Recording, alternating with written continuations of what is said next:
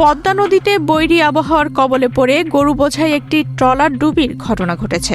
দুর্ঘটনার ২৪ ঘন্টা পেরিয়ে গেলেও এখনও নিখোঁজ রয়েছেন আইয়ুব মিয়া নামের এক ব্যক্তি।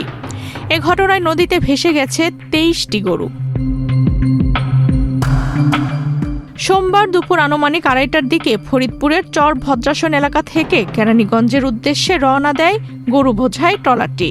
পথে পদ্মা সেতুর ১৫ নম্বর পিলারের পশ্চিম পাশে পৌঁছালে বৈরী আবহাওয়া, তীব্র স্রোত ও ঢেউয়ের কবলে পড়ে ট্রলারটি ডুবে যায়।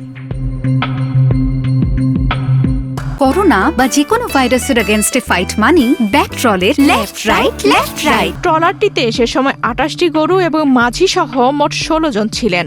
দুর্ঘটনার পর ১৫ জন সাঁতরে নিরাপদে তীরে উঠতে সক্ষম হন। তবে আইয়ুব মিয়া নামে একজন নিখোঁজ হন। নিখোঁজ আইয়ুব মিয়ার বাড়ি ফরিদপুরের চর ভদ্রাসন এলাকায়। দুর্ঘটনার পর ৫টি গরু জীবিত উদ্ধার করা গেলেও বাকি ২৩টি গরু পদ্মার প্রবল স্রোতে ভেসে যায়। মুন্সিগঞ্জ ফায়ার সার্ভিস ও সিভিল ডিফেন্সের উপসহকারী পরিচালক মোহাম্মদ শফিকুল ইসলাম জানান, নৌ পুলিশের মাধ্যমে খবর পেয়ে লৌহজং ফায়ার সার্ভিসের একটি দল দ্রুত ঘটনাস্থলে পৌঁছে উদ্ধার অভিযান শুরু করে।